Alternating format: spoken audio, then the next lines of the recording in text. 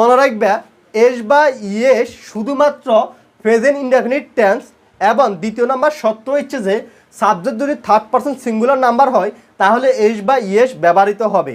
অন্য কোনো টেন্সের ক্ষেত্রে, অন্য কোনো পার্সনের ক্ষেত্রে, অর্থাৎ যদি প্লুরাল বা ফার্স্ট পারসন বা হচ্ছে যে তোমার সেকেন্ড পারসন, এগুলোর ক্ষেত্রে এস বা ইয়েস বসে না।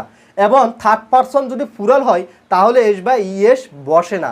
শুধুমাত্র সত্যটা মনে রাখবে, প্রেজেন্ট ইনডেফিনিট টেন্স হইতে হবে, প্রেজেন্ট ইনডেফিনিট টেন্স হইতে হবে, এবং তোমার সাবজেক্টটা হবে থার্ড পারসন সিঙ্গুলার।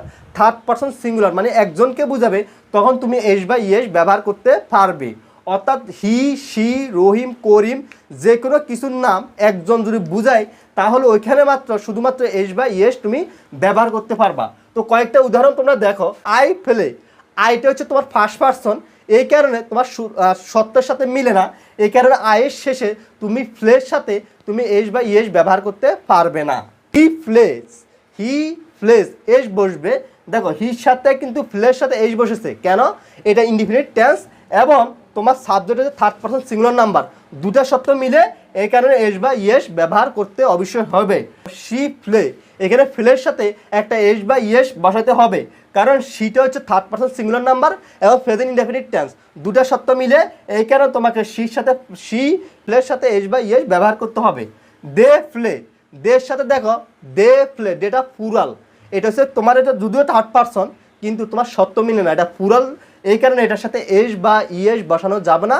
প্লে যেভাবে আছে প্লে ওইভাবে থাকবে, শুধু প্লে হবে। They play. পিপল প্লে, এখানে পিপল প্লে এটা প্রেজেন্ট ইনডেফিনিট টেন্স, কিন্তু এখানে পিপল যেহেতু প্লুরাল এই কারণে প্লুরালের সাথে এস বা ইয়েস ব্যবহার করতে পারবে না, কারণ আমাদের সত্যর সাথে মিলে না। নিশ্চয়ই তোমরা সত্যতা দেখতেছো। দেখো হি গোস, এখানে দেখো হির সাথে তোমার গো হয় না কেন? হির সাথে হয়েছে গোস, কারণ হি হচ্ছে থার্ড পারসন সিঙ্গুলার নাম্বার এবং এটা প্রেজেন্ট ইনডেফিনিট টেন্স, আমাদের সত্যর সাথে মিলে, এই কারণে এটা হবে তোমার, এটা হবে গোর সাথে এস বা ইয়েস ব্যবহার হবে। রহিম, রহিম একজন এবং third person singular number present indefinite tense, এই কারণে রহিমের সাথে হবে গোজ। দে, দেটা প্লুরাল, দে গো, দে গোজ হবে না, দে হবে গো, কারণ দেটা হচ্ছে প্লুরাল এবং থার্ড পারসন সিঙ্গুলার নাম্বার, আমাদের সত্যর সাথে মিলে না, শুধু একটা সত্য মিলে, এটা প্রেজেন্ট ইনডেফিনিট টেন্স। সুমি ইট, এখন সুমি ইট হবে নাকি সুমি ইটস হবে?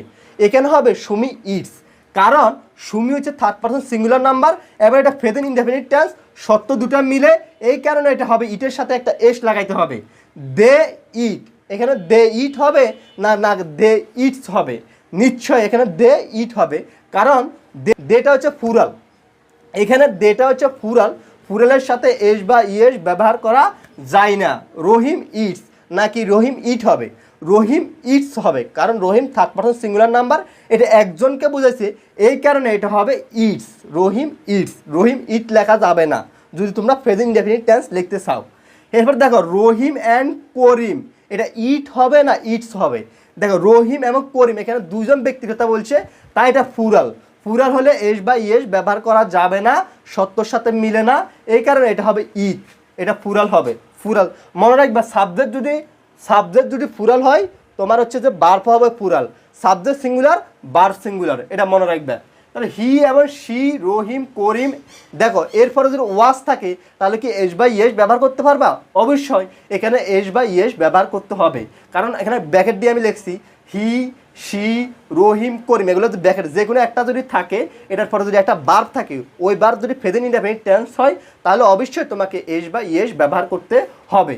দে ওয়াজ, এখানে শেষে দে, দেটা প্লুরাল, এখানে দের সাথে তোমার দে ওয়াজ হবে না, দে ওয়াজ যেভাবে আছে এভাবে হবে, দের সাথে এস বা ইয়েস বসানো যাবে না, দে ওয়াজ এটা হবে।